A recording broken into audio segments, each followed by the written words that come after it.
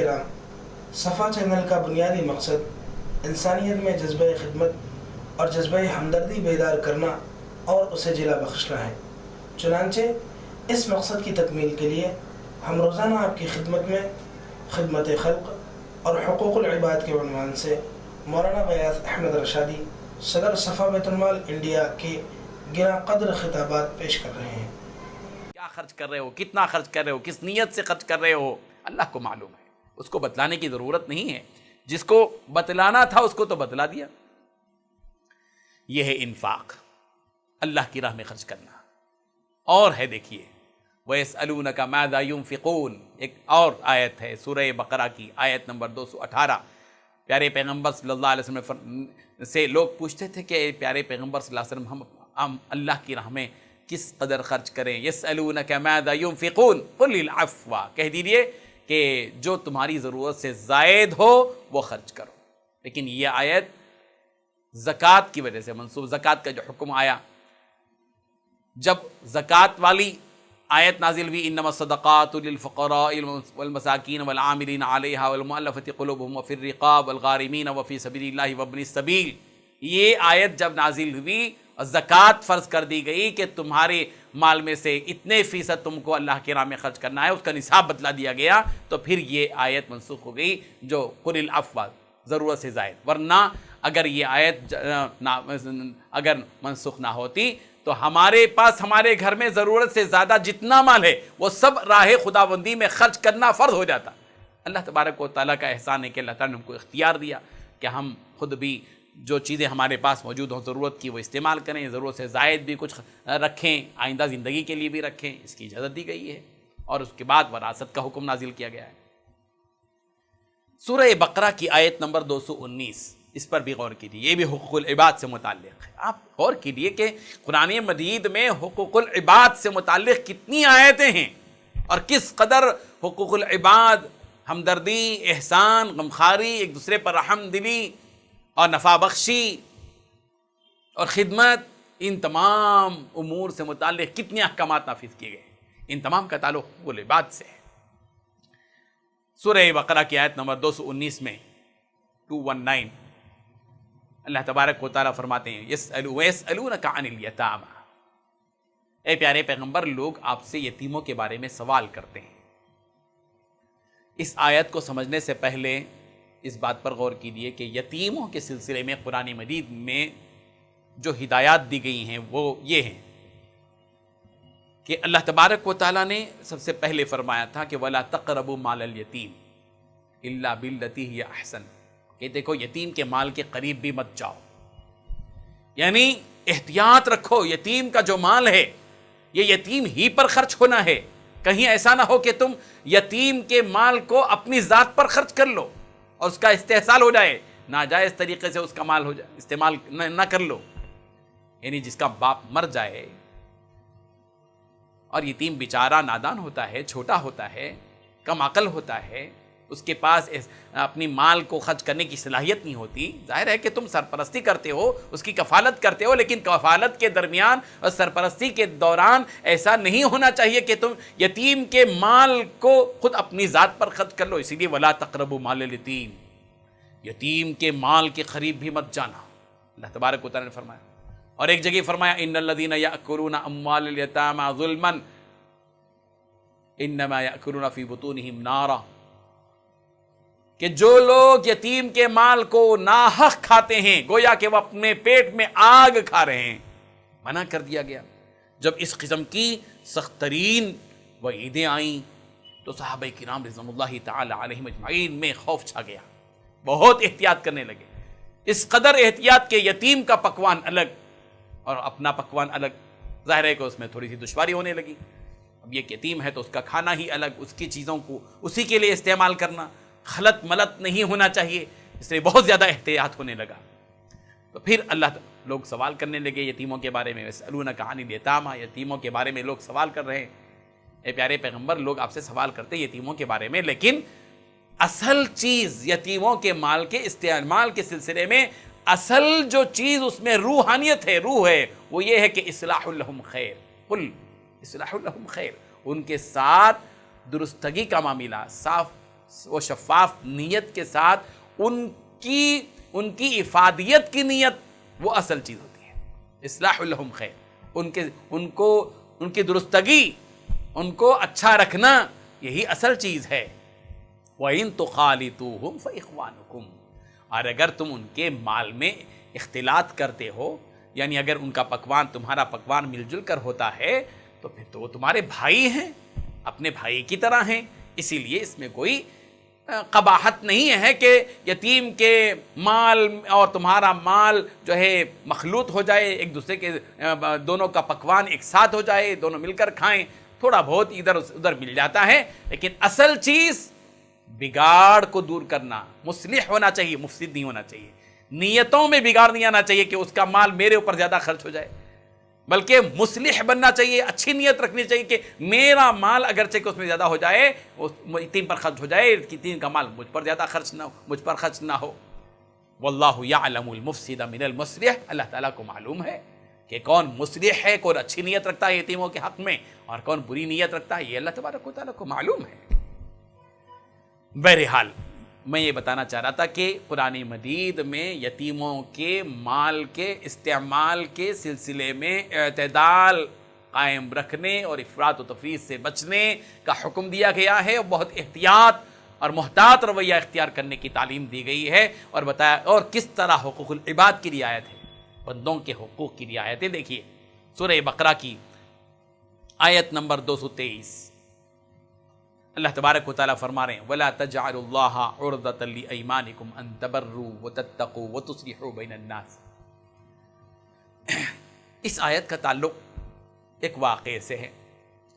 حضرت ابوبکر صدیق رضی اللہ عنہ بڑے ہی سخی اور فیاض تھے، سخاوت کیا کرتے تھے، لوگوں کے ساتھ ہمدردی کیا کرتے تھے، دینا دینانا خاموش انداز میں بہت ان کا تھا.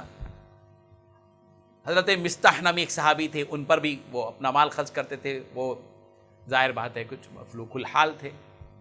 لیکن افک کا واقعہ پیش آیا، حضرت عائشہ صدیقہ رضی اللہ عنہا پر بہتان کا واقعہ پیش آیا. حضرت عائشہ صدیقہ رضی اللہ عنہا حضرت ابوبکر صدیق رضی اللہ عنہ کی بیٹی تھی.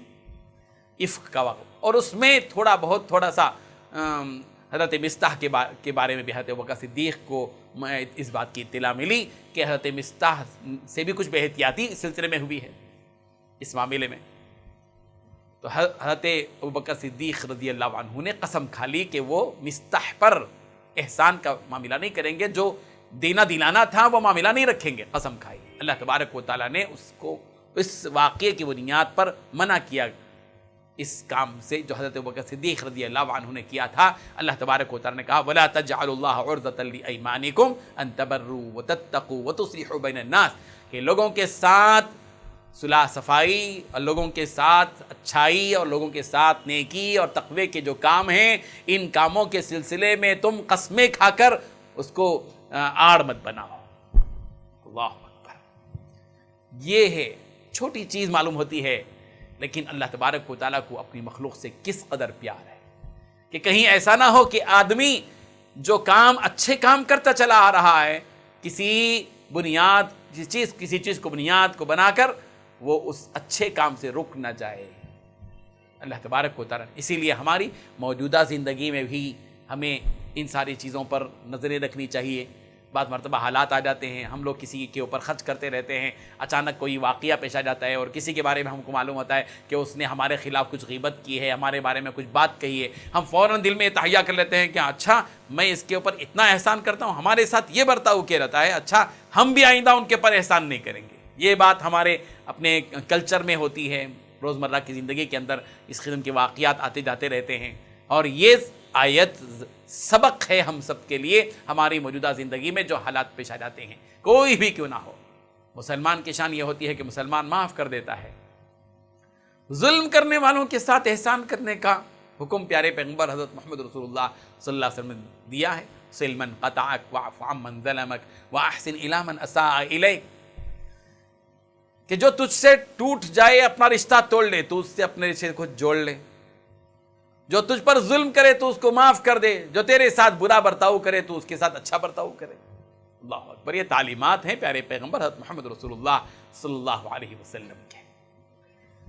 اور دیکھیے طلاق کے سلسلے میں جب آدمی اپنی بیوی کو طلاق دیتا ہے، موجودہ یعنی زمانے جاہلیت کی بات ہے، حضور اکرم صلی اللہ علیہ وسلم کے زمانے میں شروع ہی میں ابتدا میں کچھ لوگ وہ تھے جو اپنی بیویوں کو طلاق دیتے تھے، اور عدت کی مدت ختم ہونے سے کچھ دن پہلے پھر رجوع کر لیتے تھے، پھر طلاق دے دیتے تھے، پھر رجوع کرتے تھے، پھر طلاق دے دیتے تھے، عورت کی زندگی کو اجیرن کر دیتے تھے. اور اللہ تبارک و تعالیٰ کو یہ پسند نہیں کہ کسی کی زندگی کو اجیرن کیا جائے، کسی کو تکلیف دی جائے، کسی کو مشقت میں ڈالا جائے، اور کسی کے سکون کو چھین لیا جائے، اور کسی کو الجھنوں میں مبتلا کر دیا جائے. یہ پسند نہیں ہے.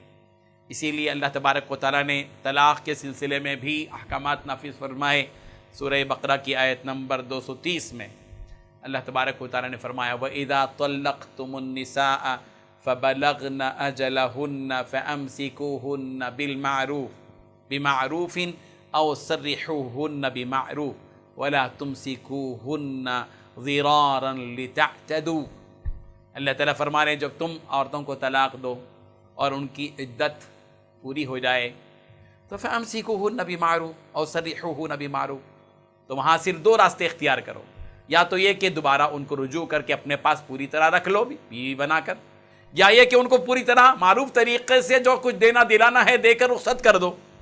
یہ تیسری چیز جو ہوتی ہے نقصان پر نقصان دے کر الجھنوں میں رکھ کر طلاق دو پھر رجوع کرو، پھر طلاق دو پھر رجوع کرو، معلق رکھو، لٹکائے رکھو، اس کی زندگی کو اجیرن کر دو، یہ درست نہیں ہے. یہ حد سے تجاوز کرنا ہے، یہ ظلم ہے. اور اسلام ظلم کی اجازت نہیں دیتا. اسلام کسی کی زندگی سے کھلواڑ کرنے کی اجازت نہیں دیتا. یہ تعلیمات ہیں قرآن مجید کی. قرآن مجید کو پڑھیے. قرآن مجید سے ہم قریب نہیں ہیں، اسی لیے تو ہماری زندگیوں کے اندر الجھنے ہیں.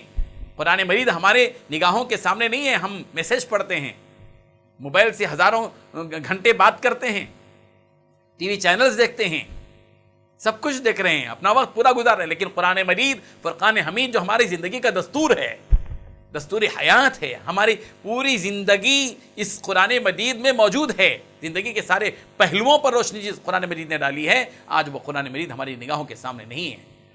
ہم قرآن مجید کے بارے میں یہی سمجھتے ہیں کہ وہ صرف دعوت اللہ کی تعلیم دیتا ہے، صرف نماز کی تعلیم دیتا ہے، صرف روزے کی تعلیم دیتا ہے، صرف حج کا طریقہ بیان کرتا ہے، صرف قربانی کی باتیں کرتا ہے. نہیں، قرآن مجید جہاں ایمانی کیفیت پیدا کرتا ہے، خشوع و خضوع پیدا کرتا ہے، للہیت پیدا کرتا ہے، ہمارے نیتوں میں درستگی پیدا کرتا ہے، قرآن مجید جہاں ہم کو پکا نمازی اور پکا روزے دار بناتا ہے، وہیں ایک پکا اور سچا مسلمان بناتا ہے، صاف ستھرا اور شفاف مسلمان بناتا ہے، جس کی زندگی کے معاملات بالکل صاف ستھرے، جس کی معاشرت پاکیزہ، جس کے اخلاق اونچے اور عمدہ اور اعلیٰ، جس کا کردار معیاری، وہ بناتا ہے. قرآن مجید کو اگر ہم نے واقعاتاً پڑھ لیا، صرف تلاوتاً نہیں، صرف رسماً نہیں، صرف عقیدتاً نہیں، قرآن مجید کو عقیدتاً بھی پڑھنا ہے، قرآن مجید کی تلاوت بھی کرنی ہے، قرآن مجید کے معنی اور مطلب کو جاننا بھی ہے، اس کو سمجھنا بھی ہے، اس میں تفکر اور تدبر کرنا ہے، اور پھر اس پر عمل بھی کرنا ہے، اور اس کو لوگوں تک پہنچانا بھی ہے. کتنے لوگ قرآن مجید کے مطالب سے محروم ہیں، اس طبقے تک اس قرآن مجید کو پہنچانے کی ذمہ داری بھی ہے ہماری. یہ حق ہے قرآن مجید کا. تو میں ضمنی طور پر یہ بات بتا رہا ہوں کہ قرآن مجید میں سب کچھ بیان کیا گیا ہے، ہماری زندگی اس کے اندر موجود ہے. اور بھی احکامات ہیں. دیکھیے وَإِذَا طَلَّقْتُمُ النِّسَاءَ فَبَلَغْنَ أَجَلَهُنَّ فَلَا تَعْضُلُوهُنَّ أَن يَنكِحْنَ أَزْوَاجَهُنَّ إِذَا تَرَاضَوْا بَيْنَهُم بِالْمَعْرُوفِ. یعنی جب طلاق دے دیں، طلاق دے دیا، اس کی عدت گزر گئی، اب اس عورت کو اختیار ہے کہ وہ کسی اور سے معروف طریقے سے نکاح کر لے، نیکی کا کام کر لے. لیکن بعض مرتبہ ضدی قسم کے شوہر وہ ہوتے ہیں جو طلاق دے دیتے ہیں، پھر اس کے بعد ان کی عدت کے گزرنے کے بعد ان کے دوسرے نکاح میں روڑے اٹکاتے ہیں، درار ڈالتے ہیں، ان کی زندگی کو اجیرن کرتے ہیں، ان کو دق کرتے ہیں، ٹارچر کرتے ہیں. قرآن مجید نے اس سے منع کیا ہے. نہیں، جب تم نے طلاق دے دی، اس کی عدت گزر گئی، اس کے بعد وہ کسی سے نکاح کرنا چاہتی ہے، تو اس سلسلے میں تم کو اختیار نہیں ہے کہ تم اس کو اس کے نکاح کرنے سے روکو. اس کی فطرت سے اس کو روکنا یہ ظلم ہے. اور اسی طریقے سے بیواؤں کے سلسلے میں بھی ہے. قرآن مجید کی آیت نمبر 233 اللہ تبارک و تعالیٰ فرمانے والذین یتوفون منکم ویذرون ازواجا یتربصن بانفسہن 4 اشہر وعشرا فإذا بلغن أجلهن فلا جناح عليكم فيما فعلن بأنفسهن بالمعروف. صاف باتیں بتا دی گئی ہیں. اللہ اکبر. کہ تم میں سے جو اس دنیا سے چلے جاتے ہیں، وفات ہو جاتے ہیں اور اپنے پیچھے عورتیں چھوڑ جاتے ہیں، بیویاں چھوڑتے ہیں، 1 بیوی یا 2 بیویاں جو بھی ہو، 3 بیویاں یا 4 بیویاں جو بھی ہو، چھوڑ جاتے ہیں، یتربصن بانفسہن 4 اشہر وعشرا. تو اس بیوہ عورت کو چاہیے، ان بیوہ عورتوں کو چاہیے کہ وہ 4 مہینے 10 دن تک اپنے آپ کو عدت کی مدت میں رکھیں، انتظار میں رکھیں، عدت کی مدت گزاریں. فَإِذَا بَلَغْنَ أَجَلَهُنَّ، پس جب وہ اپنی عدت کی جو مدت ہے وہ پوری کر لیں، فَلَا جُنَاحَ عَلَيْكُمْ فِي مَا فَعَلْنَا بِأَنفُسِهِنَّ بِالْمَعْرُوفِ. بس اس کے بعد کوئی گناہ نہیں ہے کہ وہ اپنے بارے میں کوئی معروف نیکی کے کام کرنے کا، نکاح کرنے کا کوئی فیصلہ کر لیں. ہندوستانی معاشرے کے اندر یہ بھی بات بڑی عجیب ہے، ظلم ہے، ایک خاموش قسم کا ایک ظلم چل رہا ہے. وہ ہے بیوہ عورت کو دوبارہ نکاح کرنے کے سلسلے میں. جب کوئی عورت بالخصوص نوجوانی کے عالم میں ہوتی ہے، 40 سال 50 سال کی عمر میں، 35 سال 30 سال کی عمر ہوتی ہے، اور اس کے شوہر کا اچانک کسی وجہ سے، بیماری کی وجہ سے یا حادثے کی وجہ سے انتقال ہو جاتا ہے، ایسی صورت میں جب وہ عورت عدت کے بعد اپنے ایمان کے تحفظ کے لیے، اپنے آپ کو جرائم اور گناہوں میں مبتلا ہونے سے بچانے کے لیے، اپنی زندگی کو کے مستقبل کو سنوارنے کے لیے وہ اگر نکاح کرنا چاہتی ہے تو لوگ اس کے اوپر تانے دیتے ہیں، دیکھو شوہر کا انتقال ہو گیا اور یہ نکاح کر رہی ہے. کوئی معیوب بات نہیں ہے. یہ ہندوستانی معاشرے کے اندر ایک زمانے میں رہا، ستی کا رواج تھا. شوہر کے انتقال کے بعد اس کو جیسے آگ میں ڈالا جاتا تھا، عورت بھی آگ میں کود جاتی تھی. یہ انسانیت کے خلاف والا عمل تھا. مذہب اسلام اس کی بالکل تعلیم نہیں دیتا. مذہب اسلام اس بات کی اجازت دیتا ہے کہ جن کا انتقال ہو جائے اور وہ اپنے پیچھے بیوی چھوڑیں، اور اس کو عدت کے گزرنے کے بعد 4 مہینے 10 دن کے بعد اس کو اختیار ہے کہ وہ نکاح کرے. یہ حقوق انسانی ہے. یہ اسلام عورت کے حقوق ضائع نہیں کرتا. قرآن مجید کی روشنی میں سمجھیے، اسلام عورت کا مخالف نہیں ہے. یہ جو باور کیا جاتا ہے نئی روشنی کے لوگ اور مغربی تہذیب کے لوگ یہ بتاتے ہیں کہ اسلام نے عورت کو قید میں رکھا ہے، بالکل غلط بات ہے. اسلام نے عورت کو حق دیا ہے، عورت کی حفاظت کی ہے، عورت کی عفت و عصمت کی حفاظت کی ہے. اسلام ہی جانتا ہے کہ عورت کی قدر و قیمت کیا ہے، اسی لیے اس کی حفاظت کرتا ہے. سونے اور چاندی، ہیرے اور جواہرات سے زیادہ حفاظت عورت کی کرتا ہے اسلام. لوگ ڈھونگ مچاتے ہیں کہ یورپ میں عورت کو آزادی ہے. بتائیے آزادی کس چڑیا کا نام ہے؟ آج کے اخبارات میں دیکھیے کہ یورپ کے اندر 4 کروڑ خواتین مردوں کے ظلم کا شکار ہیں، جن کو ڈنڈوں سے پیٹا جاتا ہے، مارا جاتا ہے. 4 کروڑ کی تعداد ہے آج یورپ کے اندر. یہ معمولی بات نہیں ہے. جہاں یہ کہا جا رہا ہے کہ عورت کو آزادی ہے، وہاں مردوں کے ظلم کا شکار ہیں 4 کروڑ کی تعداد میں خواتین. مذہب اسلام عورت کی ضروریات، اس کے تقاضوں، اس کی نزاکت، اس کے ضعف کا لحاظ رکھتا ہے، اس کی کمزوری کا لحاظ رکھتا ہے. پیارے پیغمبر صلی اللہ علیہ وسلم نے فرمایا خیرکم لأہلی، تم میں بہتر وہ ہے جو اپنی بیوی کی نگاہ میں بہتر ہو. عورتوں کے ساتھ پیارے پیغمبر صلی اللہ علیہ وسلم نے رحم دلی کرنے کا، ان کے حقوق ادا کرنے کا، آپ صلی اللہ علیہ وسلم نے اپنی زندگی کے آخری ایام میں، آخری اوقات میں عورتوں کے ساتھ بہتر برتاؤ کرنے کا حکم دیا. یہ احکامات ہیں. نبی کریم حضرت محمد رسول اللہ صلی اللہ علیہ وسلم نے امت مسلمہ کو بتلایا ہے کہ امت مسلمہ کس قدر اپنی عورتوں کے ساتھ، اپنی بیویوں کے ساتھ اچھا برتاؤ کرے. اور سورہ बकरा की आयत नंबर 235 में फरमाया ला जुनाहा अलैकुम इन तल्लक़्तुमुन निसाअ मा लम तमस्सुहुन्ना औ तफ़रिज़ू लहुन्ना फ़रीज़ा व मत्तिऊहुन्ना अलल मूसिइ क़दरु व अलल मुक़्तिरि क़दरु मताअन बिल मारूफ़। अगर किसी मर्द का किसी औरत से निकाह हुआ है सिर्फ और अभी तक उससे मुलाकात नहीं की है, उसका महर मुकर्रर नहीं किया है, तो इस्लाम ने इस बात की इजाज़त दी है, गुंजाइश है कि वो तलाक दे सकता है। लेकिन ऐसे मौके पर औरत के साथ बर्ताव का हुक्म दिया गया है कि उनको कुछ दे दो, कुछ साजो सामान माल मता दे दो ताकि उनकी दिलजोई हो जाए। और ताकत रखने वाला अलल मुस्सिइ क़दरु व अलल मुक़्तिरि क़दरु, ताकत रखने वाला ज़्यादा मालदार है तो उसके बक़दर वो ज़्यादा दे, और अगर तंगदस्त है तो वो अपने बक़दर दे, मारूफ तरीक़े से कुछ दे दे। और इसी तरीक़े से दरगुजर करने का मामला, किसी भी मामले में इस दीवारी ज़िंदगी ही में माफ़ कर देना, दरगुजर कर देना, यह तक़वे के ज़्यादा करीब है। सूरह बकरा की आयत नंबर 237 में अल्लाह तबारक व तआला ने फरमाया व अन तअफ़ू अक़रबु लित्तक़वा, कि तुम्हारा माफ़ कर देना तक़वे से ज़्यादा करीब है। जुल्म करना तक़वे के करीब नहीं है, यह शैतानियत वाला अमल है। माफ़ कर देना किसी को, दरगुजर कर देना किसी की लग़ज़िशों को, ये तक़वे से ज़्यादा करीब है।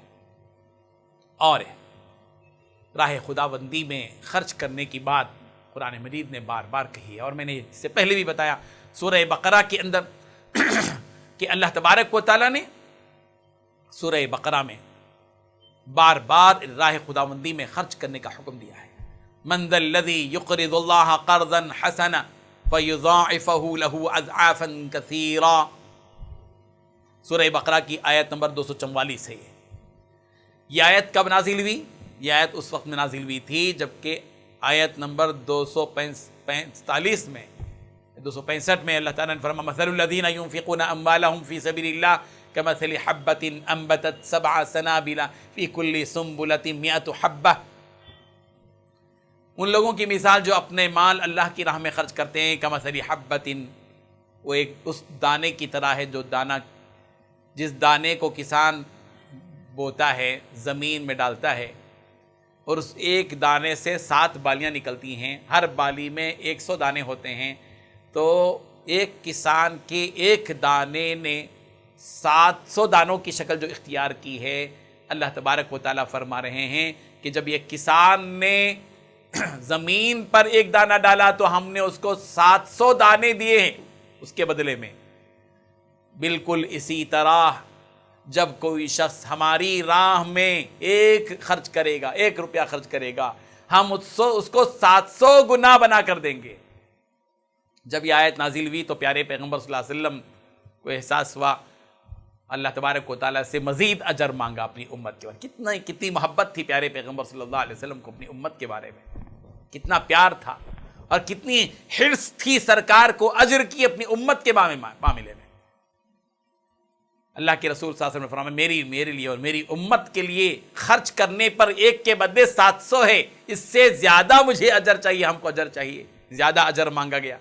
तो अल्लाह तबारक व तआला ने उस वक्त में कुरान मजीद की ये आयत नंबर 244 अल्लाह तबारक व तआला ने नाज़िल फरमाई, मन ज़ल्लज़ी युक़रिज़ुल्लाह क़र्ज़न हसना। कौन है वो जो अल्लाह को कर्ज़े हसना दे? कर्ज़े हसना तो दुनिया में एक दूसरे को दिया जाता है, भाई थोड़ा सा 10,000 रुपये कर्ज़े हसना दीजिए। कर्ज़े हसना का माना होता है कि कर्ज़ ले लिया जाए किसी से और वापस जिस मुद्दत में लौटाने का वादा किया गया है उसको लौटा दिया जाए, यह कर्ज़े हसना है। इस सिलसिले का अगला मज़मून कल इसी वक्त मुलाहिज़ा करें।